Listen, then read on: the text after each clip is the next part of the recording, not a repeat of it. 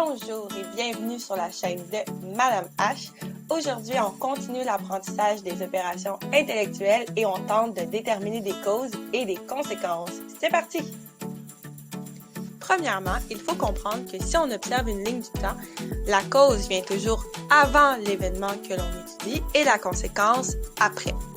Lorsqu'on tente de déterminer une cause, il faut se demander pourquoi l'événement X a-t-il eu lieu. Il faut donc indiquer des motivations, des événements, des raisons ou encore des objectifs qui expliquent l'événement en question. Ensuite, pour la conséquence, on se pose la question « Quel impact l'événement X a-t-il eu ?» Ainsi, il faut expliquer ce qui découle de l'événement X. Il peut s'agir d'un événement, d'un contexte ou d'une action. Et attention! Une conséquence peut autant être négative que positive. Maintenant, quelles sont les étapes afin de réussir ce type d'opération intellectuelle?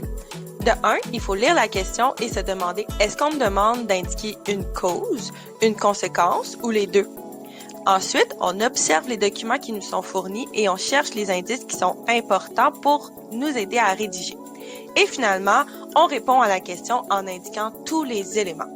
Faisons maintenant un exemple ensemble afin de mieux comprendre.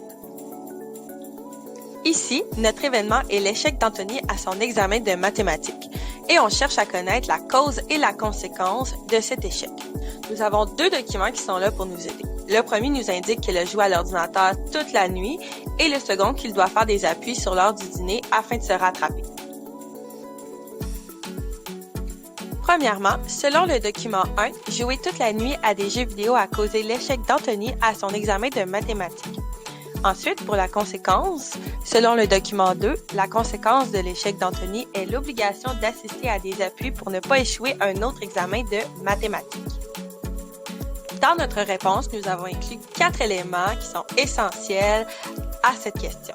Donc, premièrement, nous avons le numéro du document utilisé. Nous nommons l'événement, soit l'échec d'Anthony à son examen.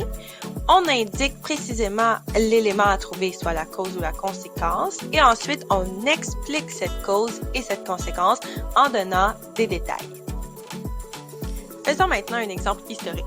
Notre événement est la Révolution française et on cherche l'une des causes et l'une des conséquences. Notre premier document est la caricature des 3 ordres et notre deuxième, l'adoption de la Déclaration des droits de l'homme et du citoyen. En premier, on trouve les indices importants des documents, comme les 3 ordres sous la monarchie absolue et l'Ancien Régime et la Déclaration des droits de l'homme écrite par les Français. Voici nos réponses. Selon le document 1, l'une des causes de la Révolution française est l'inégalité entre les 3 ordres sous l'Ancien Régime et la frustration du tiers-État de supporter le clergé et la noblesse en payant des impôts. Selon le document 2, l'une des conséquences de la Révolution française est l'adoption de la Déclaration des droits de l'homme et du citoyen qui garantit certains droits fondamentaux à l'ensemble de la population comme la liberté religieuse ou d'opinion.